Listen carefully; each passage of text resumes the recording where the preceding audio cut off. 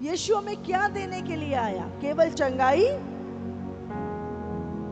केवल छुटकारा, केवल पैसा और बरकत? यीशु के आने से पहले भी बड़े राजा थे, बड़ी सोने की खाने थी, सब कुछ था। क्यों यीशु को आना पड़ा?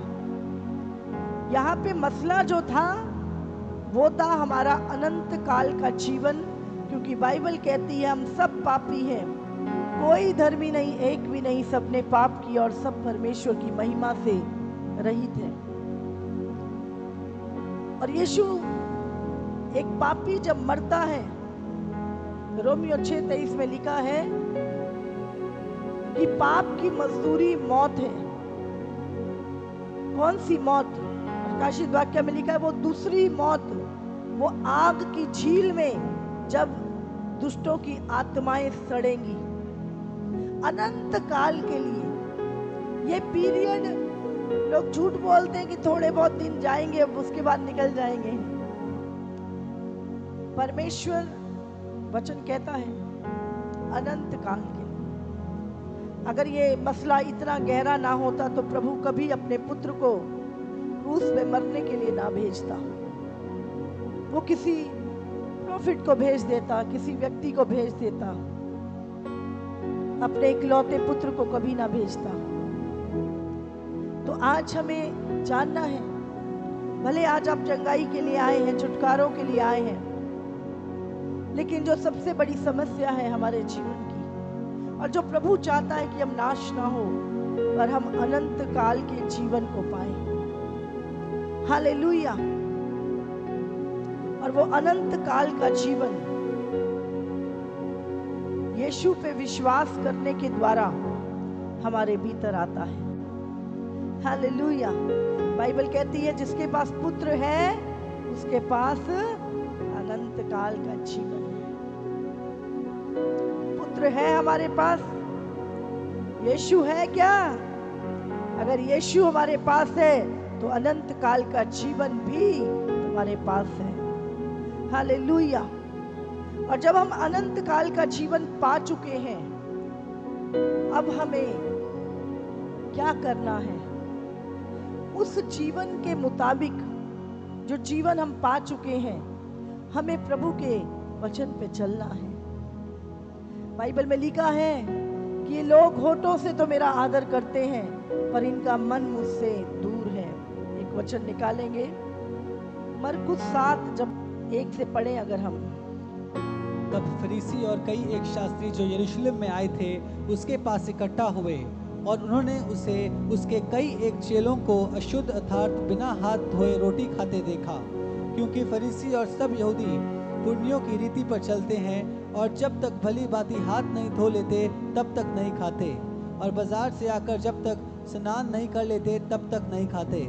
और बहुत सी और बातें हैं जो उनके पास मानने के लिए पहुंचाई गई हैं, जैसे कटोरे और लोटे और तांबे के बर्तनों को धोना मांजना। इसलिए उन फरीसियों और शास्त्रियों ने उनसे पूछा कि तेरे चेले क्यों पुर्नियों की रीति पर नहीं चलते और बिना हाथ धोए रोटी खाते हैं? उसने उनसे कहा कि यशायाह ने तुम कपटियों के विषय में बहुत ठीक भविष्यवाणी की, जैसा लिखा है कि ये लोग होठों से तो मेरा आदर करते हैं पर उनका मन मुझसे दूर रहता है, और ये व्यर्थ मेरी उपासना करते हैं, क्योंकि मनुष्यों की आज्ञाओं को धर्मोपदेश करके सिखाते हैं, क्योंकि तुम परमेश्वर की आज्ञा को टालकर मनुष्य की रीति को मानते हो। हालेलुया। हालेलुया। तो यहाँ पर परमेश्वर के जो चेले थे, यीशु के चेले थे, हाँ, कई बार हम बड़े थके होते हैं और भूख लगी होती है, फटाफट खाना खाने जुट जाते हैं, हाथ भी नहीं धोते हैं। तो ऐसे यीशु के चेले यहाँ पर क्या था, बिना हाथ धोए खाना खाने लगे। तो वहाँ पे बड़े उपदेशक, बड़े धर्मगुरु और बड़े विरोध करने लगे, तेरे चेले तो हाथ भी नहीं धोते। हाँ, और यीशु मसीह यहाँ पर उनको बोल रहा है कि फरीसी और सब यहूदी पूर्वजों की परंपरा पर चलते हैं, और जब तक भली भांति हाथ नहीं धो लेते तब तक नहीं खाते, और बाजार से आकर जब तक स्नान नहीं कर लेते तब तक नहीं खाते, और बहुत सी अन्य बातें हैं जो उसके पास मानने के लिए पहुंचाई गई हैं, जैसे कटोरों और लोटों और तांबों के बर्तनों को धोना मांजना। तो प्रभु यहाँ क्या कहता है कि तुम हाथ धोए बिना रोटी नहीं खाते, पर बाकी के सारे पाप जो है तुम करते हो। तो यहाँ पर यीशु कहता है तुम होठों से तो मेरा आदर करते हो। आज बहुत सारे लोग होठों से तो परमेश्वर का आदर करते हैं, पर उनका मन जो है वो परमेश्वर से बहुत दूर है। वो मनुष्यों की रीतियों पे चलते हैं, पर परमेश्वर की आज्ञाओं को टाल देते हैं। और यहाँ पर यीशु उन लोगों के विषय में कहता है कि कौन सी बातें हैं जो मनुष्य को अशुद्ध करती हैं। क्या हाथ धोए बिना रोटी खाना मनुष्य को अशुद्ध करता है? हाँ, नहीं। आज बहुत सारे लोग धार्मिक रीतियों, लोटे ये मान लो, ये हाथ नहीं लगाना, इसे छूना नहीं, ये है वो है, बाहर की चीजों पे लगे हुए हैं। तो प्रभु आज हमें बता रहा है कि कौन सी बातें हैं जो हमें अशुद्ध करती हैं। पढ़ेंगे 14 से। तब उसने लोगों को अपने पास बुलाकर उनसे कहा, तुम सब मेरी सुनो और समझो। तुम सब मेरी सुनो और समझो। आज हमें किसकी सुनने की और समझने की जरूरत है? बोलो, मनुष्यों की या यीशु की? किसकी सुनने की जरूरत है? यहाँ पे यीशु कह रहा है तुम सब। बोलो तुम सब। हम आते हैं क्या उसमें? प्रभु किससे कह रहा है? हमसे कह रहा है तुम सब मेरी सुनो और समझो। आज सुनते तो बहुत है पर समझते नहीं है। प्रभु क्या कह रहा है? बहुत सुनते हैं, बहुत प्रचार सुनते हैं, पर समझते नहीं है। समझेंगे कब? जब चलेंगे। सुनो, ऐसी कोई वस्तु नहीं, पढ़ो इसे, जो मनुष्य में बाहर से समाकर अशुद्ध करे, परंतु जो वस्तुएं मनुष्य के भीतर से निकलती हैं वही उसे अशुद्ध करती हैं। हाँ, मनुष्य को बाहर से कोई चीज अशुद्ध नहीं करती। यदि किसी के सुनने के कान हो तो सुन ले। है क्या कान? हमारे कान है सबके पास? हाथ उठाओ जिनके पास कान है। प्रभु कह रहा है, मैं नहीं पूछ रही, प्रभु पूछ रहा है यदि किसी के पास सुनने के कान हो तो वो सुन ले। हाँ। जब वह भीड़ के पास से घर में गया तो उसके चेलों ने इस दृष्टांत के विषय में उससे पूछा। उसने उनसे कहा, क्या तुम भी ऐसे ना समझो? क्या तुम नहीं समझते कि जो वस्तु बाहर से मनुष्य के भीतर जाती है वह उसे अशुद्ध नहीं कर सकती, क्योंकि वह उसके मन में नहीं परंतु पेट में जाती है और संडास में निकल जाती है। यह कहकर उसने सब भोजन वस्तुओं को शुद्ध ठहराया। कुछ भी तुम खाते हो, कुछ भी खाते हो, चाहे बिरयानी खा रहे हो, चाहे मच्छी खा रहे हो, चाहे सब्जी खा रहे हो, जो कुछ भी तुम खाते हो वो तुम्हें अशुद्ध नहीं करता, क्योंकि वो कहाँ जा रहा है? मन में नहीं जा रहा, वो पेट में जा रहा है। और जो कुछ पेट में जाता है वो सब निकल जाता है। समझ रहे हैं? और क्या है? पेट साफ हो जाता है। लेकिन बुराई कहाँ से आती है? पढ़ेंगे आगे। फिर उसने कहा, जो मनुष्य में से निकलता है वही मनुष्य को अशुद्ध करता है। जो मनुष्य में से निकलता है वही मनुष्य को अशुद्ध करता है। हाँ, क्योंकि भीतर से अर्थात मनुष्य के मन से बुरी बुरी चिंता, व्यभिचार, चोरी, हत्या, स्त्रीगमन, लोभ, दुष्टता, छल, लुचपन, कुदृष्टि, निंदा, अभिमान और मूर्खता निकलती है। हालेलुया। ये सब बुरी बातें भीतर ही से निकलती हैं और मनुष्य को अशुद्ध करती हैं। Hallelujah, hallelujah. तो हमें अशुद्ध क्या बातें हमें अशुद्ध करती हैं? बाइबल कहती है पवित्र बनो जैसे मैं पवित्र हूँ। तो हमें कौन सी चीजें, हम सोचते हैं अरे बाहर से, प्रभु कहते हैं बाहर से नहीं, अंदर से। तुम कटोरों को ऊपर से तो मांजते हो, पर अंदर गंद भरा है। आप आज लोगों को अभिषेक चाहिए, सामर्थ चाहिए, बड़े बड़े काम करना है, प्रभु किसके अंदर भरेगा अभिषेक, किसको देगा सामर्थ, किस बर्तन में वो डालेगा, जो शुद्ध है। तो यहाँ पे लिखा है क्योंकि भीतर से अर्थात मनुष्य के मन से बुरे बुरे विचार, कहां से निकलते हैं विचार बुरे? बाहर से आते हैं, अंदर से? हाँ? वे विचार कहाँ आता है?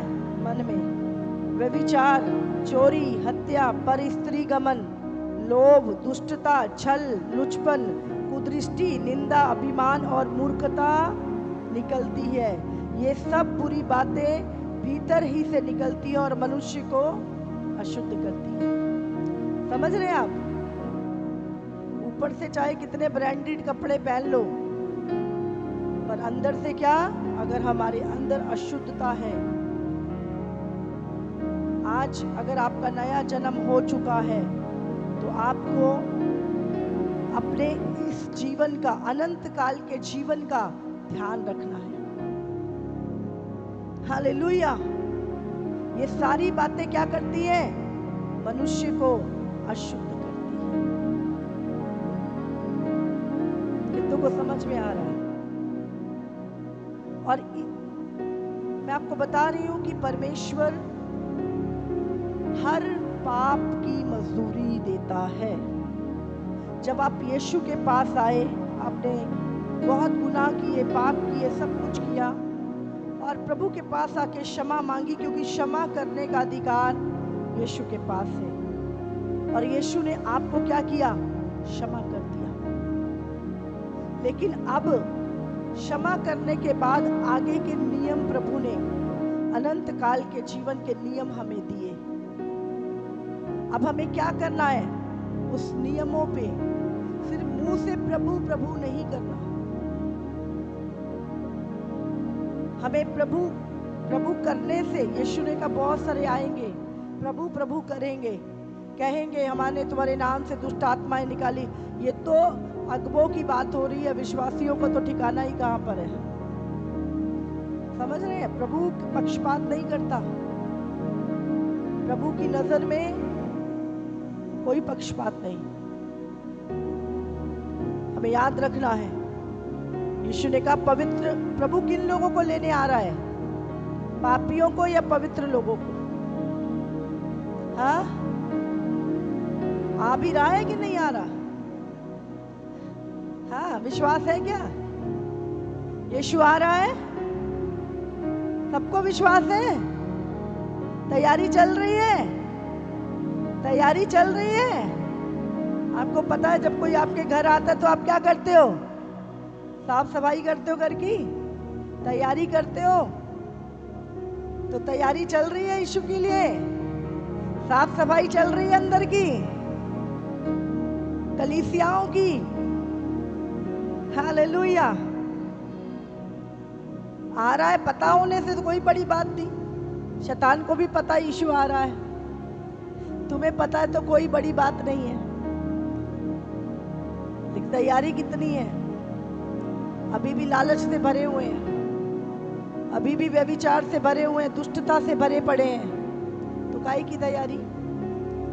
तैयारी तो यह है कि प्रभु आज तू आ जाए, मैं तैयार हूं। मेरा मन तो मुझे किसी बात में दोष नहीं देता, फिर भी अगर कोई गलती है तो तू मुझे क्षमा कर प्रभु, मुझ पे दया कर। ऐसा दिन जिस दिन तुम्हारा मन तुम्हें दोष ना दे, वो है असली मसीह जीवन। पौलुस कहता है मेरा मन मुझे दोष नहीं देता, मैं ऐसा कोई काम नहीं करता, मैंने ऐसी कोई चीज नहीं करी जिसके कारण मेरा मन मुझे दोष दे, लेकिन फिर भी जांचने वाला मैं नहीं, परमेश्वर है। हालेलुया। समझ आ रही है आपको? तो यीशु का आना जो है वो बहुत निकट है। किसी भी घड़ी यीशु आ सकता है। आज हम देख रहे हैं जगहों जगहों पे भूकंप। अभी म्यांमार में 10,000 लोग के करीब मर गए। बड़ी बड़े दिमागदार बुद्धिजीवियों ने इतनी बड़ी बड़ी बिल्डिंगें खड़ी करी थी, सब तहस नहस हो गई, दिमाग बचा नहीं पाया। टर्की में भूकंप आया, दुनिया मर गई। जापान में आया, अभी तो कह रहे हैं इंडिया में भी आने वाला है और पता नहीं कहाँ कहाँ। आज जिंदा है, कल को वही छत जिसको देख रहे ऊपर गिर जाए। तो कहीं भी सुरक्षा नहीं है क्या आज सुरक्षा? कहीं सुरक्षा नहीं, कहीं सुरक्षा नहीं। अरे मैंने 5 करोड़ का फ्लैट खरीदा है, और 5 करोड़ के फ्लैट में ही दब के मर गए। हाँ? पर कौन से पैसों से खरीदा है उसका हिसाब किताब देना पड़ेगा। हाँ? समझ रहे? बाइबल में लिखा है जब तू परमेश्वर के पास जाएगा तो तेरे जाने से पहले तेरे काम तेरे आगे हो लेंगे। पहले तेरे काम जाएंगे, बाद में तू जाएगा। तो क्या करते हो दिन भर, ध्यान रखो। बाइबल में लिखा है कोई निकम्मी बात भी तुम्हारे मुंह से ना निकले, उसका भी एक दिन तुम्हें लेखा देना पड़ेगा। तुम्हारा पड़ोसी नहीं देगा, तुम दोगे। इसीलिए याद रखिए, अपने जीवन में सच्चाई खराई बना के रखें। जब परले आई थी ना नूह के टाइम पर, कहते हैं 8 अरब की आबादी थी, कितने बचे? हाँ, 1 अरब में एक ही बंदा, एक कितने 100 करोड़ 1 अरब होता है, समझ रहे हैं? तो कितने अरब? 8 अरब। 100 करोड़ में एक ही मिला धर्मी, तो मायने नहीं करता। अभी कितने सारे लोग आज पता लगे कि गवर्नमेंट जॉब निकलने वाली है, सीटें 5 ही होते हैं और एप्लीकेशन देने वाले 5 लाख होते हैं, पर मिलती तो 5 को ही है। हाँ, जो काबिल निकलते हैं। तो इसी तरह कितनी भी दुनिया क्यों नहीं है, कितने भी प्रभु प्रभु कर लो तुम अपने आप को, कितना भी धार्मिक दिखा लो, कितने भी अच्छे बन जाए हम दूसरों की नजर में, लेकिन परमेश्वर जांचता है। लोग तो बाहर के कपड़े, बाहर की गाड़ी और बाहर की चीजें देखते हैं, पर यहोवा की आंखें मन पे लगी रहती हैं। वो अंदर देखता, अंदर झांकता है, कितना लालच है, कितना व्यभिचार है, कितने गुनाह भरे हैं, कितना कड़वाहट है, जलन है, गुस्सा है। क्या है तुम्हारे मन के अंदर? प्रभु मन को देखता है, वो अंदर वाले मनुष्य को देखता है, बाहर वाले को नहीं। बाहर वाले को दुनिया देखती है, अंदर वाले को परमेश्वर देखता है। इसीलिए बाहर से नहीं, अंदर से खूबसूरत बने, और अंदर की खूबसूरती जो होती है ना, वो सबको अच्छी लगती है। हालेलुया। परमेश्वर की नजर में सुंदर बने। जब परमेश्वर हमारे हृदय में झांके तो उसे बदबू ना आए। बाहर से तो बड़ी खुशबू आ रही थी, बड़े अच्छे परफ्यूम लगाए हुए हैं, जब प्रभु अंदर को देखे तो बदबू मार रही है। दुनिया भर की जलन, कड़वाहट, लोभ, लालच, व्यभिचार भरा पड़ा है। तो अंदर से प्रभु को खुशबू आए तुम्हारे जीवन से। तो आज प्रभु कहता है बर्तनों को बाहर बाहर से मत मांजो, अंदर से मांजो पहले, अंदर से। बाहर की धार्मिकता तुम्हें नाश कर देगी। 4 लोग आके, अरे बिशप साहब, पास्टर साहब, प्रॉफिट जी, अंदर से पता है यीशु को ये कौन है। दाऊद ने एक पाप किया था छुपके, पर मैं कोई नहीं जानता था उस पाप को, एक भी नहीं जानता था। दाऊद जानता था और जिसके साथ हुआ था वो जानता था, लेकिन किसने बता दिया? दाऊद तो राजा था। अब राजा कोई काम अगर कर रहा है, वो क्या कर रहा है किसको पता है? किसी को नहीं। हम तो आम व्यक्ति, हमें तो लगता है हमारा तो किसी को नहीं पता, लेकिन परमेश्वर ने अपने दास नतान को बोला, जा इसे बोल, इसने व्यभिचार किया है, हत्या की है, और मैं इसे देखता हूं। परमेश्वर ने दाऊद से बोला, दाऊद को बताया, भाई तेरे नगर में एक व्यक्ति था, उसके पास एक ही भेड़ थी, और उसे स्टोरी सुनाई।